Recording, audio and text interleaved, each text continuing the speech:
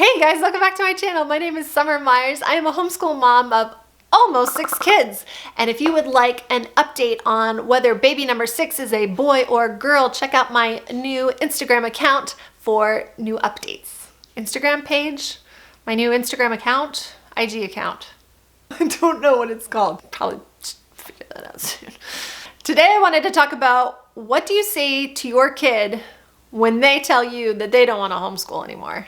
So I think that's like every homeschool mom's not worst nightmare, but worry, fear that your homeschooler is going to be wanting to go back into public school or traditional schooling, whatever that looks like. Some things to consider is the age of your children. My children are still relatively young, and so I still decide their bedtimes, and I decide when and where they can watch certain movies or be on their screens. I still decide, for some of them, what they're gonna wear that day.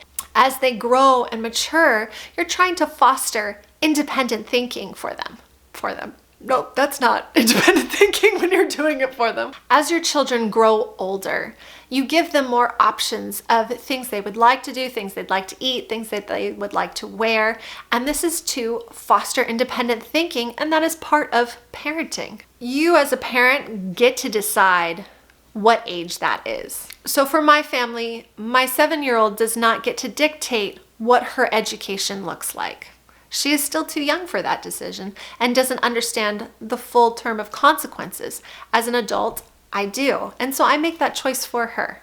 But as my oldest matures into the smart and intelligent teen that I can see her already heading into, I'm going to be giving her more choices when it comes to her education, that comes to curriculum choice and also education choice.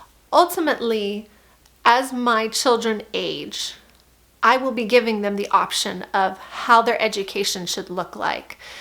I want to encourage independent thinking, and I want them to feel capable and confident when they make choices for their life that affects them. But that is not until they are much older than what they are currently at. And that is also a maturity level. So this is something that I can't tell you as a parent what that age is, because it's going to vary from child to child and family to family.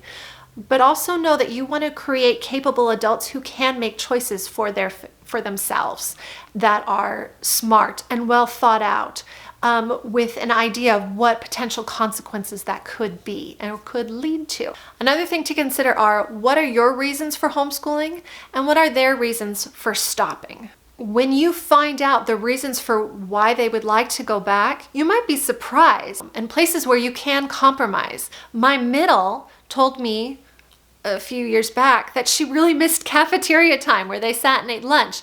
And I thought back and I thought, oh my gosh, that was like, I think that was only like 30 minutes. And she constantly complained that she never had enough time to eat all the food that she wanted to eat. But that was a memory that she had that she really missed and wanted. Our co-op, we normally left for around lunchtime because I wanted to have lunch at home, but they had a cafeteria area where all the kids could stay and eat. And so once a week, she got to sit with her peers at our co-op and eat in a cafeteria. And instantly all those complaints died away. She needed that and she wanted to experience that again.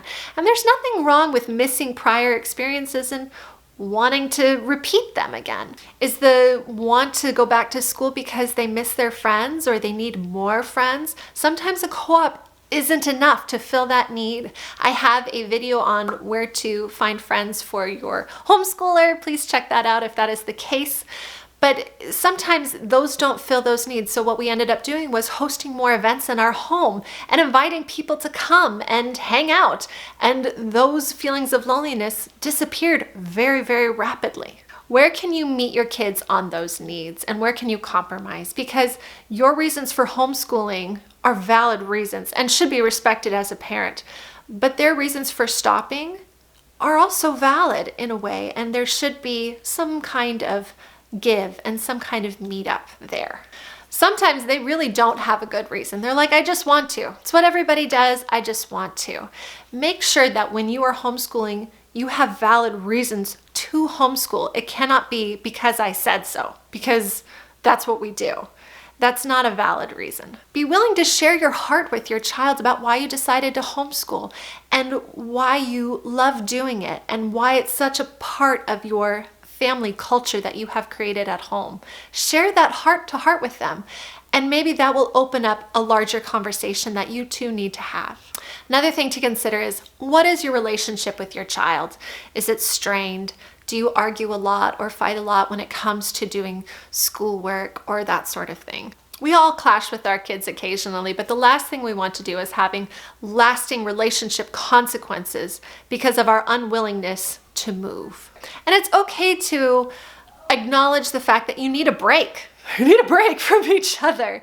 And there can be compromise in that, and where you find outside resources for them to go to, other classes where they can go and take advantage of other teachers, and there's options here.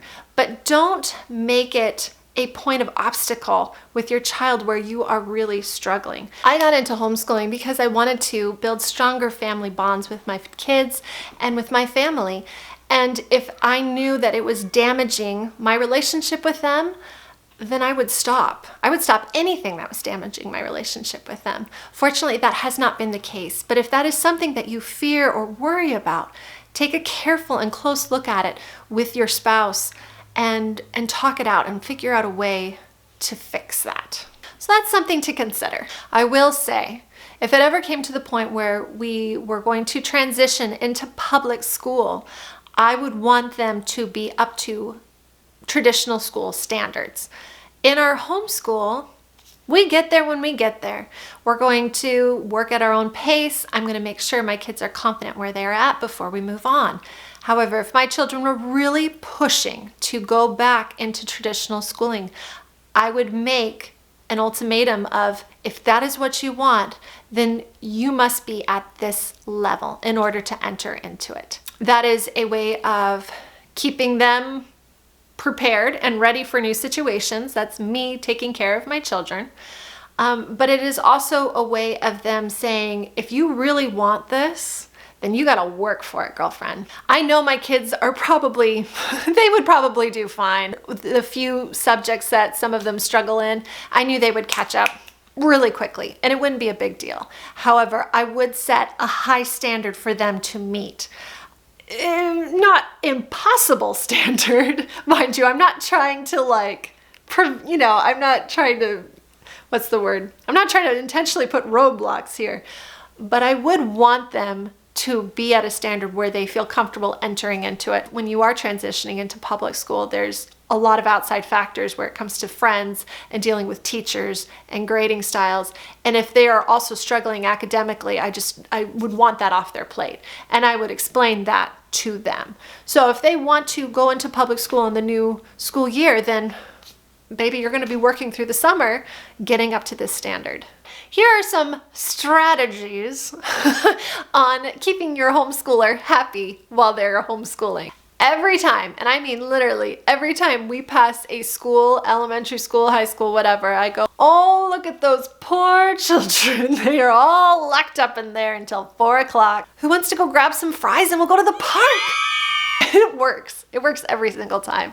My kids actually laugh about it. I am not anti-public school. I'm not anti-teacher. That is not who I am. However, I do take advantage of the fact that as homeschoolers, we have a lot of extra freedoms. And I am happy to point them out when we drive by, especially when there's carpool lanes. Oh my goodness, you sweet parents who have to stand in carpool lanes for so long. I have so much sympathy for you. I mean, sitting and you're on your phone, maybe it's a great break or whatever, but I just could not do it. I could not sit in a carpool line for longer than half a minute before just flipping a lid, you know what I mean? One of my favorite tips for this is to cut out redundant work. You are a homeschooler, man, and you don't have to follow anybody's rules, especially not a textbook. And so whenever I see redundant work, busy work, stuff that we already know how to do, I cut it out and I say, well, you know what? We homeschool, babe. We're not going to do this. And they look at me and go, really? It's like, yes. And I'm super mom, right? So you look at their work and you say, you know what? we're going to do this instead. I know it says we should do this worksheet where we're going to practice a million addition problems. Let's instead play Sleeping Queens. We do some addition in that. Let's play a game instead. And seeing their chance of choice and being able to choose what they can do and what they don't have to do. And being able to make those decisions gives them a great sense of ownership and freedom in their school choice. And I would even go so far as to letting them point out redundant work. They might not be able to do this quite as easily in the younger elementary school years. Frequently, my older two will come to me and say, you know what, Mom, I already know how to do this.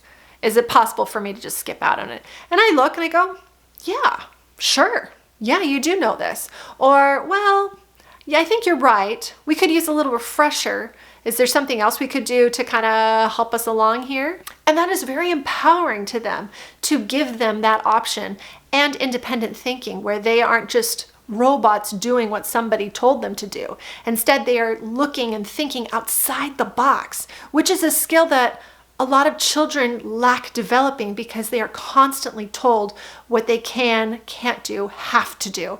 And by the time they're adults, they're like looking around going, I don't even know what I want to do anymore because nobody's telling me. Allow them to make those choices. That's a lot of empowerment there, and it's good parenting. Sometimes your kids just want to go to a traditional school because they are bored with the current schoolwork that you have going on. Let them pursue an interest. Sometimes I would just say, give them a break and be like, you know what? I know you are really interested in this Minecraft game. Let's go look up some books on how to do it better, and let's go explore that for a little bit.